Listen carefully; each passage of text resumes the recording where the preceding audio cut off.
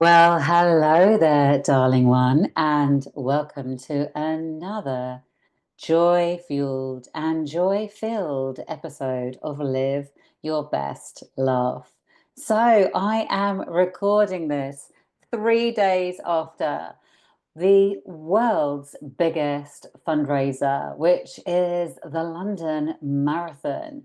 It is such an iconic event. Anyone listening, if you have been part of it in any way, I know right now you'll be smiling, whether you have been supporting the event through doing some like marshalling and stuff there and some of the really important jobs that people have to do to like get that event like running as absolutely slickly as it does.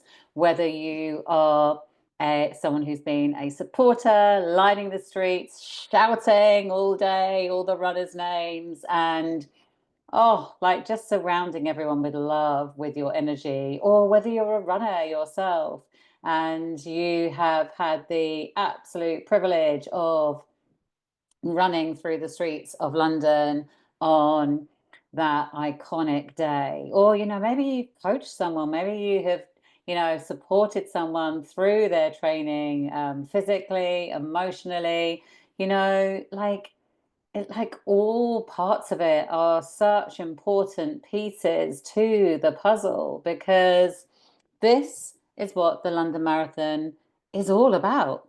It is about the energy of the collective. And I don't know any event that does it quite so monumentally and quite so beautifully, like you say London Marathon, and people just feel that energy of like the spirit of possibility, the energy of the spirit of coming together as one to fundraise collectively. I don't know what the stats are for this year because people will still be collecting money for their pages, but last year I believe I read like 73 million pounds was raised collectively. I mean, that's just phenomenal. And as I ran through the streets on Sunday, or at what was my third marathon as part of my bid to run a marathon every year of my 50s, having run my first one at 50, which was London. So you know, she hooked me. She took me in. And yeah, I haven't looked back. And actually, it's my hardest marathon to date, my longest marathon to date. But my goodness me, it was the most beautiful in so many ways because what I felt as I navigated the streets of London that day was just love, like absolute love, and just saying that, like I can just feel it like rippling through my body. Everybody was there, driven by love. The runners, like they're doing it for the love of running, for the love for themselves to do something which helps them feel physically and mentally well. They're doing it most often for the love of something or someone that means a hell of a lot to them. There's so much around us when we're doing something this huge that that it just brings us together. Perhaps it's driven by the loss that someone's experienced or experiencing, or the adversity that they've had to navigate to get them to where they are. I had the absolute honor of running for Brain Research UK this year. And my goodness me, like the stories in our WhatsApp chat of why people were running and what was motivating them to do this like pretty epic endeavor. Oh my gosh, it literally touched my soul. It literally touched my soul. And you hear stories that like literally blow your mind linked with London Marathon, stories of people overcoming like incredible like illnesses that they have had to navigate, like workaround diagnoses they've had. Um, like there were people running that have terminal cancer and have been undergoing treatment, and they still did like this incredible thing, and it's such proof when we come together as one, as this collective, we're so much stronger, you know? Like we know this, don't we? We know this intrinsically as humans that we are so much stronger together. We don't always practice it. And, we just look at the world right now going on around us. There is a lot of divisiveness, isn't there? There is a lot of people trying to segregate. But, you know, like, I really believe that there is more light than shade. There is more love than hate. That is the bigger energy. That is the energy that absolutely binds us together. And, no more so have I seen it recently than at something like the London Marathon. As I ran through those streets, every single person had your back. That gives me goosies. My hairs on my arms have just gone ping because like we can't always say that. We don't always feel that, do we? But all these people, the absolute vast majority of whom don't know you, right? You might have a handful of supporters. Some, I guess, maybe don't have any supporters, right? But the most you have is like a little bunch of people supporting you. But my goodness me, every single person lining that street, whether they're handing out the bottles of water, whether they're the medics on hand to support anyone, which was really needed on Sunday because it was so hot. Whether you are like one of the hundreds of thousands of people just there shouting people's names, encouraging them. Honestly, like it was like off the scale kindness, off the scale encouragement, off the scale support and love, and that real like willingness for you to succeed, you know? It, yeah. If you haven't ever been, like, definitely go and watch it. I mean, you get the energy from the watching it on the telly for sure, but wow, that real life energy is something else. And if you're someone like me who, as I record this, I'm 52, I'm turning 53 in a few weeks. I started running when I was 45 and I couldn't run. I found it really hard. I did. Well, I say I couldn't run. Okay. I couldn't run very well. I could do 2 minutes, just 2 minutes, and then I was out of breath. And this was a reason why I started doing it because I wanted to feel fit and healthy and strong. And I was like, God, I've got to my mid 40s. I want to feel as well as I can as I age. I want to be as healthy as I can be. So, how do I get to do this? I know, let's try running. And oh, it was a hard slog, but I've just run my third marathon. Now, if you told 45-year-old me, as she was just after her 45th birthday, running around the park at the top of her road, going, oh my God, how do people do this? She wouldn't have believed you. She just wouldn't have believed you. That would have felt far too out of reach. And this is a thing about goals. I mean, there are people that, gosh, I really admire them. They go from not having run to marathon in those 16 weeks. They do it. I mean, it's yeah, it's incredible. So like just shows the power of, if you put your mind to something and you do the work, you can make things happen, but that would have felt like so far away for me, and I was just like really happy with getting to 5K. And then it all just kept shifting, just kept shifting, just kept shifting. I desired more, you know, but my 45-year-old self, she wasn't starting to run a marathon. She started to run because, she like wanted to be here as long as possible and as healthy as possible and doing the things that are going to help her like enjoy and receive from life all that she was looking for in the best way possible. And like I knew that having tools to help my mental and physical health were a surefire way to make that just that little bit easier. So if you're listening to this and saying, "Oh, I'm not a runner," I was just on a call earlier as part of a summit I was taking part in today, and I was having this exact same conversation with someone, and like those beliefs of like, oh, I don't think I could do this, but I do this. I'm not the kind of person that can get to that amount. you know like their beliefs, and the great thing about beliefs is we can undo them, unpick them, and we can rewrite them. So my belief at 45 was I'm not a runner.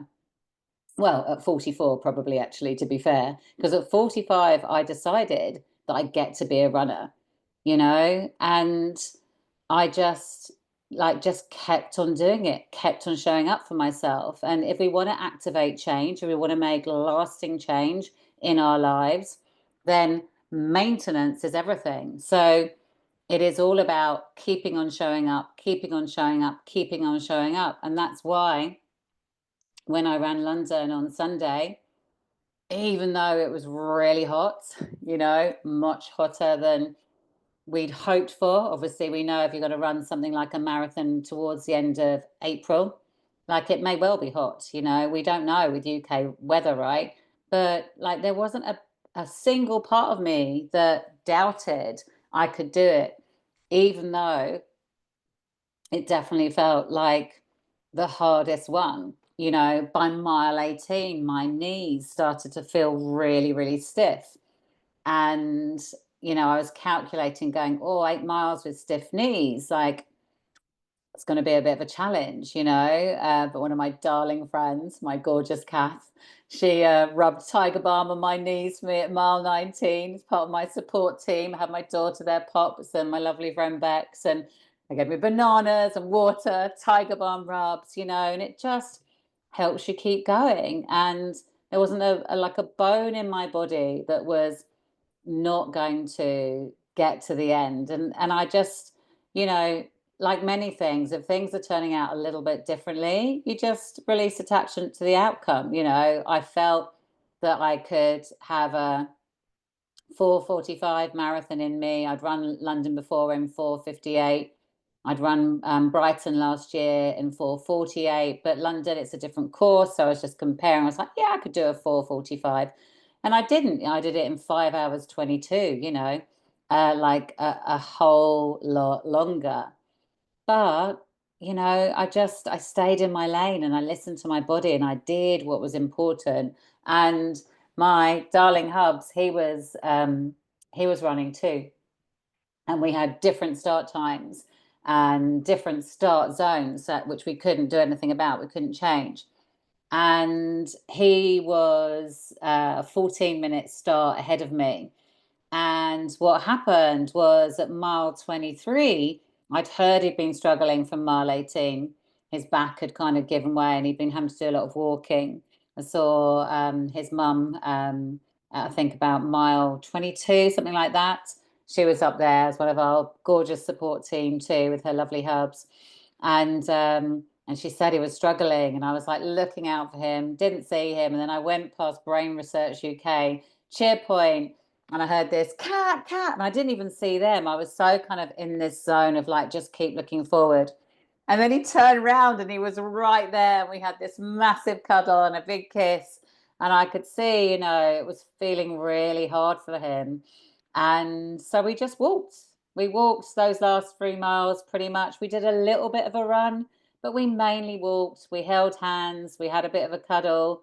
We chatted. Yeah, we just did it our way. And honestly, those crowds for those last 3 miles, my goodness me, you really, really need them. And they make such a difference on that, just getting to that end point. And it's so interesting how the universe delivers, right? Because whilst my husband and I were disappointed we had different color starts, which you're just not allowed to change, it's just too complicated for London Marathon. um, if we'd been given the same color start, we could have, like, one of us moved back to a later wave. And, then who knows what would happen with our marathon? Because we kind of said, oh, we'll run it how it feels okay. If you want to go and do your own one, that's fine. We're all good. And what happened was it worked out perfectly because those last 3 miles, like, we really, really supported each other. And yeah, like, we crossed the finish line together, which is what I'd always, always visualized. And I think if it hadn't been for how the event had gone for both of us and how it started being in different areas, it quite probably wouldn't have finished like that. Like, I love how things are delivered to you when you're open. Because I tried to move us and they just said no. And I was like, okay, I'll just let the universe be in charge because there'll be a reason. And there it was. We got to finish together. And yeah, it feels very, very special. It was the 45th London Marathon. This year is our 25th wedding anniversary. So the fact we both got to run a marathon together, it was his second, it was my third, it was my second London. Like, it feels like a real privilege. And, I got to run for Brain Research UK, a cause that is really dear to my heart, having witnessed my friend, really, really dear friend Cindy, go through suffering severe brain damage following a seizure on June the 9th last year. Like running with purpose, running with cause, it just gives that extra level. I had for Cindy written on my arm, I had love heals, because I do believe that's really helped her on her journey. She's been surrounded by love and she is driven by love. And I had for Cindy on my legs to remind me, like, what I did on Sunday was nothing compared to what she has had to do to bring herself to where she is now, learning to walk again, learning to talk again, getting her sight back, all these things. And there's, like, London Marathon is awash with stories of that nature. My husband ran for Great Ormond Street, and the work they do for supporting the children and the families is incredible. I ran for them in 2023, and oh, to listen to what some of the families have been through. I actually ran with some people who they had been the children of Gosh many years before. It's just such a beautiful way of raising awareness, showing support, and giving back. It brings us back to this collective energy of love again. Love heals, love unites, love energizes. It is a currency, you know, and this is what, like, brings us all together collectively. I think on last checking, I'd raised £3,140 for Brain Research UK so far. My husband has hit about 2,430. So collectively, we've done 5.5K. And if we add what I put in, what I raised for Gosh in 2023, which was 3,800, that's literally, I think it's 9.8K, something like, we're getting towards 10K. And, like, I love the fact that we can make a difference through the choices we make, through what we put ourselves forward to. So that is such a motivator to me to keep on running marathons, to keep pledging to do every year of my 50s. Someone said to me, "Oh, it's such a lot of training, isn't it? Such a lot of commitment." And just depends how you look at things, right? Because I am a runner. I decided to be a runner. I didn't just decide to run a marathon.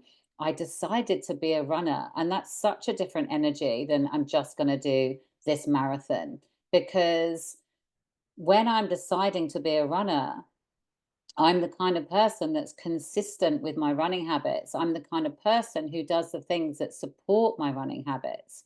And that keeps me on that trajectory to keep running and keep being part of this pledge for a marathon every year of my 50s. So I'm running anyway. The only difference is when you do that 16-week training plan is you go out for a long run on the Saturday. It's the only difference. And yes, the miles crank up a bit in the week.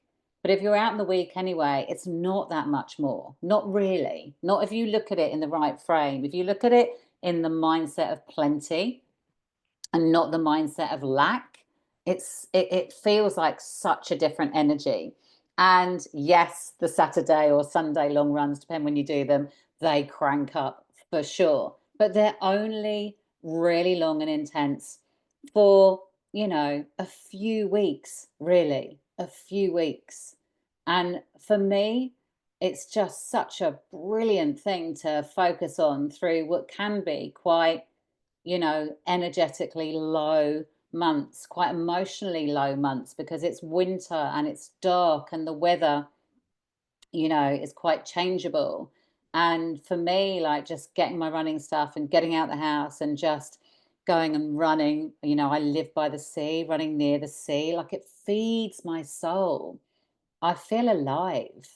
It really it brings me back to presence, to aliveness, to right here, right nowness. And if I've got stuff going on that doesn't feel good, I have an absolute toolkit of modalities that are going to help me feel so much better. And running is one of them. It just nourishes and nurtures, it feeds my soul.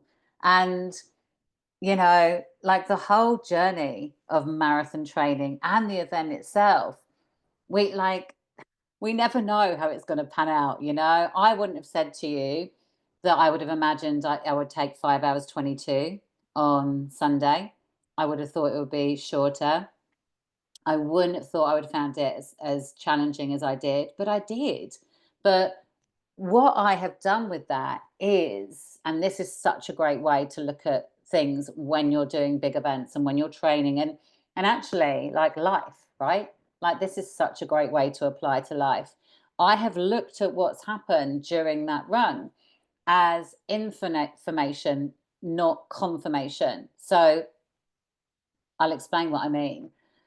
My knees started to hurt. So that is information to me. Okay, next time, what can I do in my training that's going to help my knees not feel like that? Now, this is a new experience. So maybe it was like the load of having trained for so many weeks.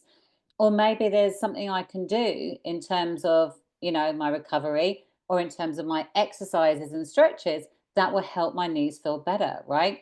That's information. If I was looking for confirmation, I'd go, oh, like running's bad for your knees. So I'm not going to do it as much now. It's such a different way for us to energetically look at things, you know? So all the pieces. So I started to feel faint at about mile 25.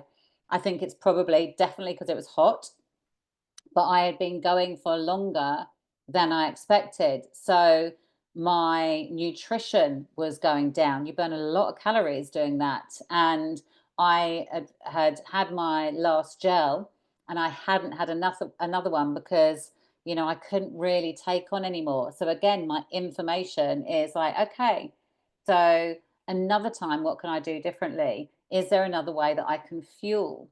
Is there a way that I can address what's going on in my knees, if that was to come up again, and like keep running, so not bring the walking in so much. I just think information over confirmation is so much more empowering, because if I was looking for confirmation, what I could be doing now is saying, "Do you know what, I tried it, I got to 3 marathons, and do you know what, the third one was hard.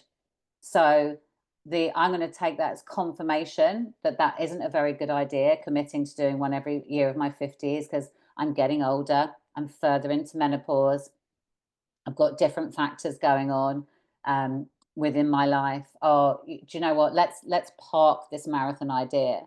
Like, that's me using it as confirmation, like me reading all those things that had happened to say, okay, right, let's hang up your boots there, right? But when I'm using it as information, I am in my power. I am going, okay, great. In fact, I already feel excited about the next marathon. I already feel energized about the next marathon. I've got my eye on a few different ones. Yes, I'd love to run London again. I don't know if it's for next year, but I'm toying with that. Um, I'd love to go back to Brighton. That's where I ran last year. It's where my dear friend Cindy is from. So I visualize her being able to be a supporter and to have got that far in her recovery.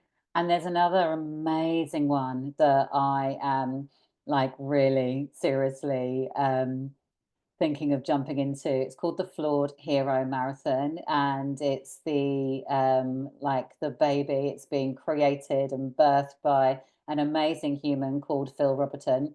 He was the running coach for Great Ormond Street when I ran for them in 2023. He was also the running coach for Brain Research UK this year, and he is like just such an incredible soul, and has such brilliant knowledge around all things running. And he's so inspiring and so encouraging and so motivating.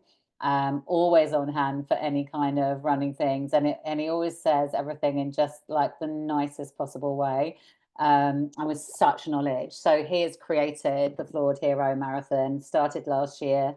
I think 40 or 50 people last year.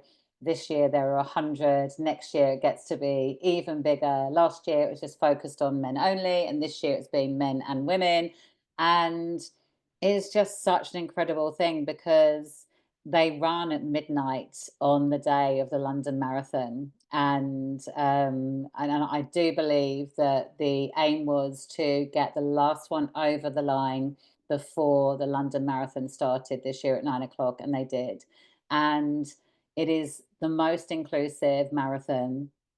The energy behind it is incredible. The ethos of it, the ethics of it, the vision, the values of it is just, it's what running's all about. It's so beautiful. So if you're curious, go check it out. Flawed Hero Marathon. It's on Insta, or Phil Roberton also on Insta. Yeah, go and give him a follow, give him a check out. And if you're feeling called, I really recommend. But yeah, these are the ones I'm dancing around with. And I feel up for like a new challenge. So that may well be my one for next year. But I'm not taking this year as any kind of indication that marathon running is hard. Like, it is, we know that, right? But it's not impossible. And if you let go of the runs that don't work out, just take it as learnings, or even reframing them to not that they don't work out, just that they worked out differently to what you visualized, what you expected. And then, what can I do differently next time? It's just, that is the way, that's the energy to look at running it at marathons, and like keeping on doing so. I've set my pledge that I want to do one every year of my 50s. But when things like London Marathon come around and you see people still doing them in their 70s and 80s, I'm like, yeah, that absolutely could be me. I will reassess when I hit 60. But that's the bigger goal. But the goal for me that feels good is to work towards these next 7. And to, yeah, and to really enjoy them. You know, this is what is the bottom line, and this is where London Marathon and what it stands for is it absolutely encapsulates everything about what marathon running really is. You know, that real energy of love and how when we come together, we can make incredible things happen, like raising like tens of millions of pounds to incredible charities that do amazing work and literally transform people's lives. Love heals, love unites, love energizes. That is the bottom line. I would love to invite you to just see what goal there is out there. You know, it doesn't have to be a marathon, it doesn't have to be running related, you know. What goal is there that, you know, maybe feels like a bit far removed from you, but you know, you can taste the possibility if you like. You can kind of touch that, like that possibility of you getting there. You know, what step can you take today to make that happen? If it's a running based one, here's what I recommend: sign up to an event, choose one. You know, if you're someone that say does park runs, okay, you know you can run 5K, sign up to a 10K. If you're someone that's stuck around 10Ks, you know, like see if you can do a half marathon, right? Find one near you, find one that feels appealing. If you haven't entered any events and you just do some running, maybe enter an event. It keeps you on track, it keeps you committed. And that has been the big shift with me is if I'm running towards something, something that feels good, something that means something, then that keeps me showing up, showing up, showing up for myself and for what I've committed to. So I'm already going, right, I'm doing Southend Half Marathon. It's in June. It's really hot. I've got practice of heat now. And, you know, it's my hometown. So, like, why not? And that will keep me in this energy of, okay, I'll just keep things ticking over. So, gorgeous soul, I am so grateful for you to listening to this episode and listening to what I wanted to share about London, the highs, the lows, but most of all, the love, that energy from the crowd. You can't beat it. It literally, it's medicine, medicine for your soul. If you would love to help me support Brain Research UK and raise even more money for them, then please do head to the show notes and just pop onto that donation link. I will be super, super grateful. Sending you all the love. And yeah, like just take that step today. Take that step towards that juicy goal that maybe you have been holding yourself back from. And now you're feeling that tingly energy, you're feeling that excitement, you know, spark the joy and follow that excitement.